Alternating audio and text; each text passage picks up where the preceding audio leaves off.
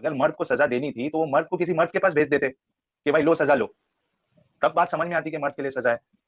आप औरत को सजा दे रहे हो, उसको नहीं चाहते हुए भी आप किसी दूसरे मर्द के साथ उसको आप जो है सेक्सुअल इंटरकोर्स के लिए भेज रहे हो।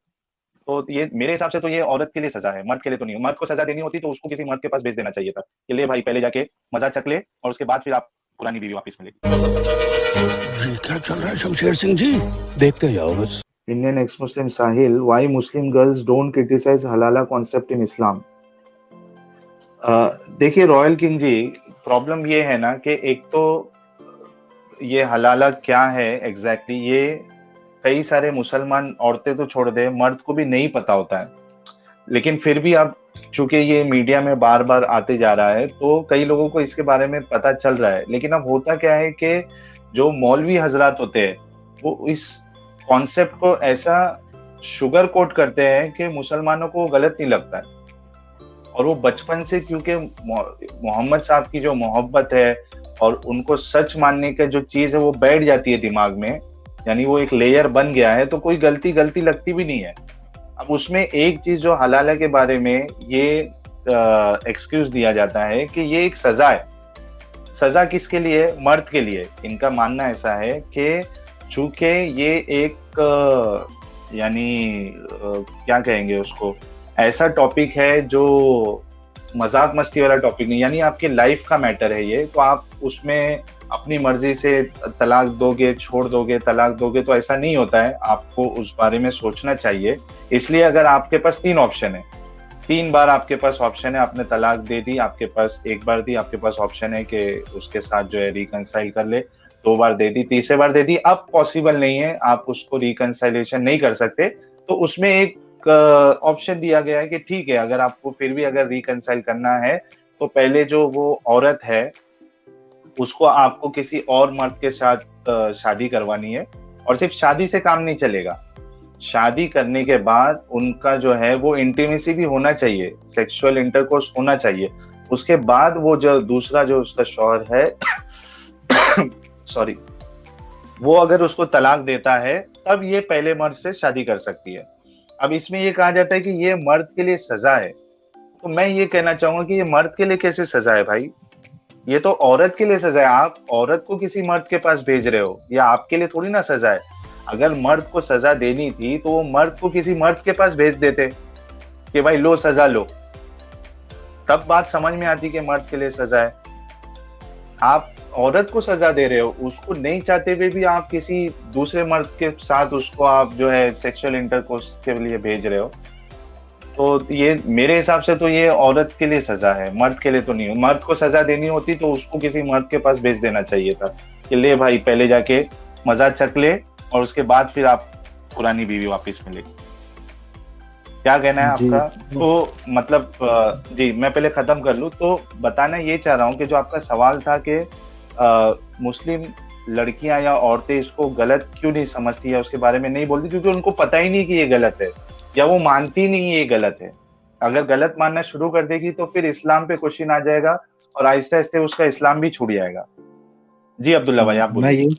मैं यही कहता हूँ कि या तो वो इंडोक्ट्रिनेटेड है या इग्नोरेंट है, ये 2 ही चीजें होती हैं, चाहे मुस्लिम महिलाएं हो या मुस्लिम पुरुष हो या मुस्लिम युवक हो।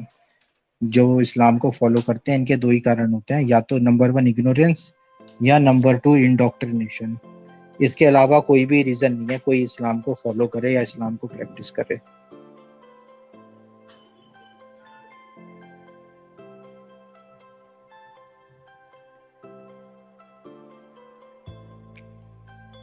आवाज आ रही है अब्दुल्ला भाई? आपकी बात खत्म हो गई? जी हाँ, मैं यही कह रहा था कि मतलब जैसे आप मतलब जो आपने बोला मैं उसी को इलेबोरेट कर रहा था, मतलब उसका मैं निष्कर्ष निकाल रहा था कि ये 2 ही कारण होते हैं बस। कोई महिला होती है या पुरुष होता है वो इस्लाम को फॉलो करता है। नंबर 1 तो यही है इग्नोरेंस, या तो उसको पता नहीं है। नंबर 2 है इंडोक्ट्रिनेशन, यानी उसका ऐसा उसके माइंड को ऐसा ब्रेन वॉश करके रखा हुआ है बचपन से कि वो सच को सच मतलब सही को सही नहीं देख सकती, गलत को गलत नहीं देख सकती, सच को झूठ समझती है, झूठ को सच समझती है। तो या तो नंबर 1 इग्नोरेंस है, नंबर 2 है इंडोक्ट्रिनेशन। इन दोनों के अलावा कोई रीजन नहीं है, कोई मुस्लिम महिला हो या मुस्लिम पुरुष हो जो इस्लाम को मानेगा। जी। अच्छा, ये मेडिटेशन सिनेमा जी का सवाल है, हलाल शहरी हलाला की बात करें, हलाला की डेफिनेशन का कोई रेफरेंस दो। तो अगर आपको कुरान में कुरान में अगर हलाला देखना है तो आप सूरह बकरा चैप्टर नंबर 2 वर्स नंबर 230 देख लीजिए, आपको हलाला क्या है वो पता चल जाएगा।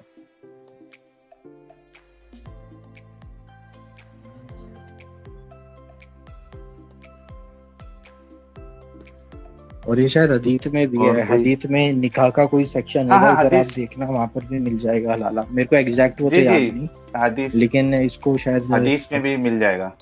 निकाह का कोई चैप्टर हो या निकाह का कोई सेक्शन हो, उसके अंदर आपको मिल जाएगा। हाँ बिल्कुल। या अब उसमें भी हो सकता है ना कि भाई वो जो है कोई बोल दे कि नहीं हम हदीस को नहीं मानते। हाँ ऐसा भी हो सकता है। अब देखिए, हाँ फिर भी मेरे पास हदीस का भी रेफरेंस है, एक मिनट। ये मैंने उसमें भी पढ़ा था, ये जो मैं आपको बायोग्राफी बता है ना, है मुझे मिल गया है। नहीं मुझे मिल गया है, सही बुखारी वॉल्यूम 7 बुक 72 और हदीस नंबर 715 715। अब देखिए इसमें एक मतलब यानी किस्सा है कि एक औरत जो है वो शादी कर लेती है, तो फिर ऐसा एक मतलब लंबा किस्सा, अभी वो पूरी हदीस में पढ़ूंगा तो बहुत लंबा हो जाएगा। उसमें से जो हलाला वाला पार्ट है वो मैं पढ़ देता हूँ। देखिए, Allah's apostle said to her, if that is your intention, then know that it is unlawful for you to remarry Rifa unless Abdur Rahman has had sexual intercourse with you. समझ रहे? यानी एक मर्द से उसका तलाक हो गया है, ठीक है, और उसको उसी मर्द के पास रिटर्न जाना है, तो नबी कह रहे हैं कि आप ऐसा नहीं कर सकते हो जब तक कि आप दूसरा जो आपने शादी की है जिससे, उसके साथ आप सेक्सुअल इंटरकोर्स नहीं कर लेते हो। तो ये हदीस में भी है, सही बुखारी वॉल्यूम 7 बुक 72 और हदीस नंबर 715 जी। अच्छा, इसमें एक भाई ने बोला था कि अब्दुल्ला भाई को नेक्स्ट टीम में जरूर बुलाना, तो डेफिनेटली हम अब्दुल्ला भाई को बार बार बुलाते रहेंगे और भी टॉपिक पे बात करने के लिए। जी, खास करके जो जी आपके साथ जो नेक्स्ट टीम होगा वो हम जो कुरान में साइंटिफिक जो डिस्कवरीज का क्लेम किया जाता है, यानी 1400 साल पहले ही साइंस बता दिया गया था कुरान में, साइंटिफिक मिरेकल्स, हाँ मिरेकल्स हो गया, डिस्कवरीज हो गई, यानी 1400 साल पहले हो गई थी वो डिस्कवरी, बाद वाले ने तो बस कॉपी